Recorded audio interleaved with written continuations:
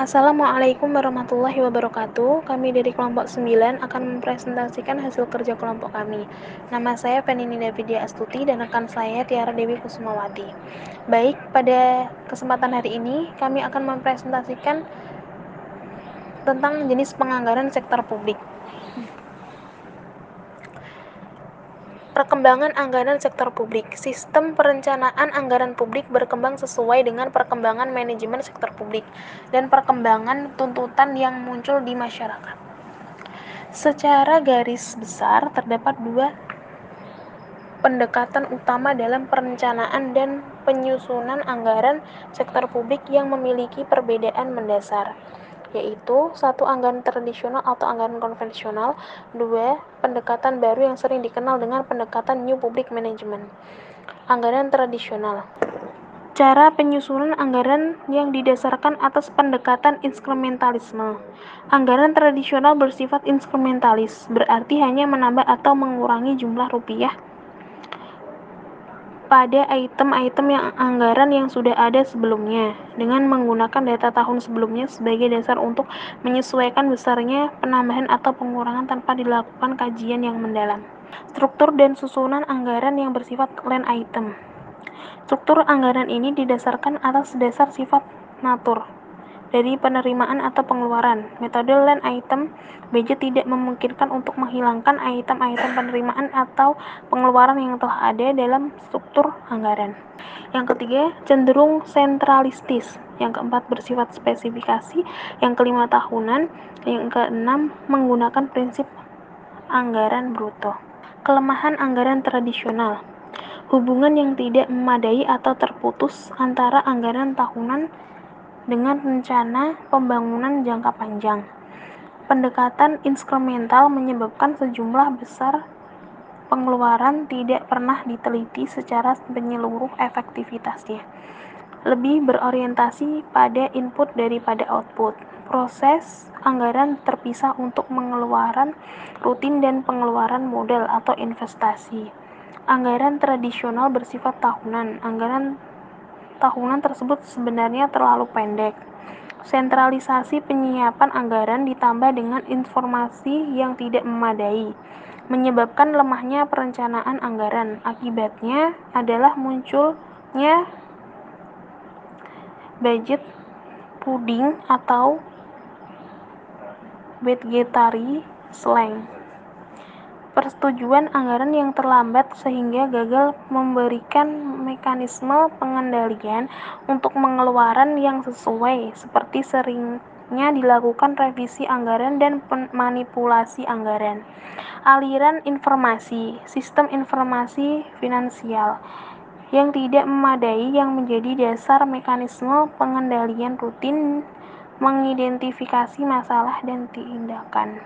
Manajemen anggaran publik dengan pendekatan New Public Management (NPM).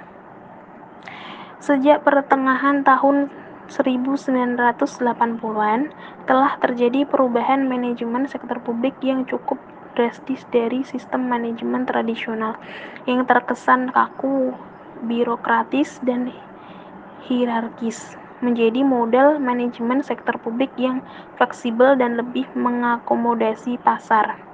Paradigma baru yang muncul dalam manajemen sektor publik tersebut adalah pendekatan New Public Management. Konsep Reinventing Government oleh Osborne dan Gabler. Pemerintah katalis, fokus pada pemberian pengarahan, bukan produk pelayanan publik. Pemerintah miliki masyarakat, memberdayakan masyarakat daripada melayani. Pemerintah yang kompetitif, menyuntikkan semangat kompetisi dalam pemberian pelayanan publik. Pemerintah yang digerakkan oleh misi, mengubah organisasi yang digerakkan oleh peraturan menjadi organisasi yang digerakkan oleh misi. Pemerintah yang berorientasi hasil, membiayai hasil bukan masukan. Pemerintah yang berorientasi pada pelanggan, memenuhi kebutuhan pelanggan bukan birokrasi. Pemerintah wirausaha mampu menciptakan pendapatan dan tidak sekedar membelanjakan. Pemerintah antisipatif merupakan pencegah daripada mengobati. Pemerintah desentralisasi dari hierarki menuju partisipatif dan tim kerja.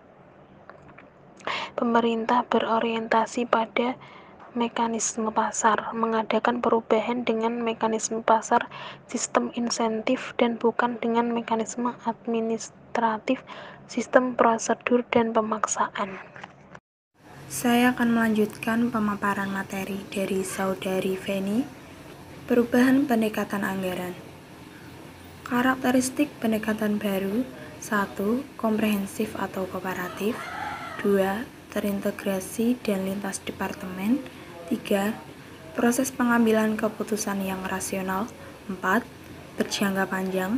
5. Spesifikasi tujuan dan perankingan prioritas. 6. Analisis total cost dan benefit termasuk opportunity cost. 7. Berorientasi input, output, dan outcome, bukan sekedar input. 8. Adanya pengawasan kinerja. Anggaran kinerja dan Zero-Based Budgeting atau ZBB. Pendekatan kinerja disusun untuk mengatasi berbagai kelemahan yang terdapat dalam anggaran tradisional, khususnya kelemahan yang disebabkan oleh tidak adanya tolok ukur yang dapat digunakan untuk mengukur kinerja dalam pencapaian tujuan dan sasaran pelayanan publik. ZBB dimaksudkan untuk mengatasi kelemahan yang ada pada sistem anggaran tradisional, yaitu penyusunan anggaran yang bersifat line item dan incremental. ZBB tidak berpatokan pada anggaran tahun lalu untuk menyusun anggaran tahun ini. Penentuan anggaran didasarkan pada kebutuhan saat ini. Proses implementasi ZBB: 1. Identifikasi unit-unit keputusan. 2. Penentuan paket-paket keputusan. 3. Meranking dan mengevaluasi paket keputusan. Kelemahan dari Zero-Based Budgeting: 1. Prosesnya memakan waktu lama. 2. Cenderung menekankan manfaat jangka pendek. 3. Implementasi membutuhkan teknologi yang maju. 4. Masalah dalam proses meranking dan mereview paket keputusan. Untuk melakukan perangkingan paket keputusan dibutuhkan staf yang memiliki keahlian yang mungkin tidak dimiliki organisasi. Selanjutnya, memungkinkan munculnya kesan yang keliru bahwa semua paket keputusan harus masuk anggaran. Dan yang terakhir, implementasi ZBB menimbulkan masalah keperilakuan dalam organisasi. Pendekatan Planning, Programming, dan Budgeting System atau PPBS. Proses implementasi PPBS: 1. Menentukan tujuan umum organisasi dan tujuan unit organisasi dengan jelas. 2. Mengidentifikasi program-program dan kegiatan untuk mencapai tujuan yang telah ditetapkan. Mengevaluasi berbagai alternatif program dan menghitung cost benefit dari masing-masing program. 4.